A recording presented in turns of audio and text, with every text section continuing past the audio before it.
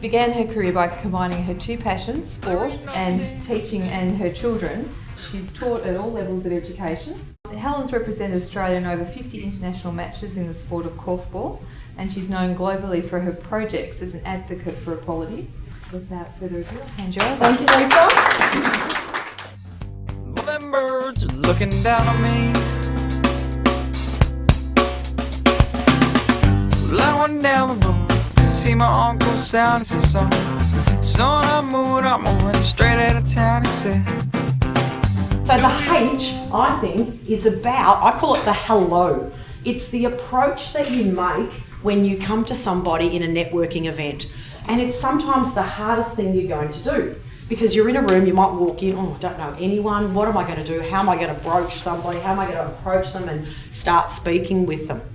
So, a smile is a great way to start, and a handshake. Don't be intimidated. I spend most of my life with men in groups. And it is helpful that I am a sports nut. I must confess that does get me some bonus points. But I always say to women, if you can do a little bit of swatting up on, the latest sporting thing at the time, men think that we're all dumb about sport. So when you actually say something about sport, they're like, oh God, what's going on here? But you don't have to impress them with sport knowledge, because you'll rock over them with everything else, so that's okay. But I also say, don't go in, you might say, oh, there's somebody I know, and you go up to them and you'll say, oh, it's great to meet you again. And they'll be like, who are you? So I would never go up to anyone with a view that I know them, unless it's like somebody you really do know, because it's very embarrassing for someone if you say, it's great to meet you again, and they say, oh, where was it that I met you? It's better that you say, how nice it is to see you. And they might say, oh, I remember you from the previous event, but you've left it open for them, because it can be a real closer that you recognise someone from the last networking function, but they don't recognise you. The E is for elevator pitch. Now, I'm ambivalent about elevator pitches, because there's mixed opinion as to whether an elevator pitch is good or bad. Now, I don't mean you're here trying to sell yourself, all right? So some people say, oh, an elevator pitch, that's getting out what you do in 20 seconds to sell yourself. That's not what I'm talking about. But if I'm speaking to you and I say, what is it that you do? Let's have a look. Dolly, where are you, Dolly? What is it that you do, Dolly? All right. And if Dolly can't tell me, or she keeps rambling on, she didn't, she told me very, very concisely, but if she was rambling on and I'm standing there going, well, I still don't know what you do, it's difficult for me to establish rapport with her to try and have a conversation about what she does. Because I want to help Dolly and find out what she does, to see if I can connect her, to see if I can maybe use her services. Is there somebody I can, put her with, whatever. But if I don't know what she does, it's very difficult. So the value of the elevator pitch is not to make a sale, it's to establish rapport with people so they actually know what you do. All right, the next E, effective communication. All right, now, I'm not sure if you know, but different people have different, I'm going to call them modalities. Some of us like to be auditory and listen a lot. Some of us are visual. Some of us are a bit kinesthetic. They're the ones that want to give you a hug when you come into the room. Some of us are a bit, what I'm going to say, auditory digital, where they like the numbers. You can have a conversation with somebody and they will not hear a word that you say if they are on a different modality. All right? So by very quickly trying to establish what strength, and we all have a bit of each, but what strength people have, I can sometimes visually pick whether somebody has a certain modality because of even how they're dressed. Right? A visual person is very particular about matching colours, having things in, synchronicity. It's very visual. All right.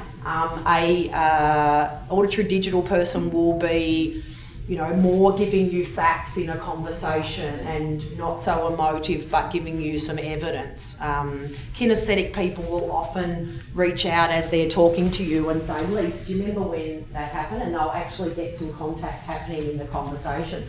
That way, you can actually restructure your whole vocabulary in speaking to them in their modality so that they get to hear you. Or if you can assess people's modality quickly, then you can speak on their level a little bit more. So this is hard in an open networking forum, but think about your staff, think about your colleagues who maybe aren't hearing what you're saying. Al, 2 of these and 1 of these. So listening is the best networking skill you will ever acquire. If you can just learn that we've got 2 and 1 and that we probably should use them in that ratio, you will absolutely rock the networking world. So what you want to do is the questioning, listening and open-ended questioning. Because I could say to Lisa, so is this your first networking event, Lisa? Well, all she can say is yes or no. But, you know, what is it that made you come to this networking event rather than another? All right, see the open-ended question. So when it even comes into the hello, if you come up in the first approach to somebody and ask a closed question, you limit what rapport you can build with people because they can only give you some monosyllabic answer. So what you want to do is have an open-ended question that is going to actually tell you a bit about that person, their modality, their interest. So why did you choose this event? What made you choose Business in Heels? All right, S, speak, but I want you to speak to lots of people because it's so easy to come into a networking event and go, oh, there's someone I know, I'll just go and talk about what we talked about last time and I'm comfortable there and I don't need to get out of my comfort zone. So you are better to spend 5 minutes with the 20 people in the room and you don't know where the gems are in the room. I mean, everyone's a gem here tonight, but someone in this room is going to be your diamond. And if you don't talk to them tonight, that might have been the one opportunity you had in your life to find out what they do. Similarly, at another networking event, a lot of people have business cards and whatever. Business cards don't tell the story, all right? You need to go and speak. You should, with a room this size, you should not leave tonight until you have spoken to every person in the room. Even if it's, hi, what do you do? I love your dress. Whatever, you know, it's okay.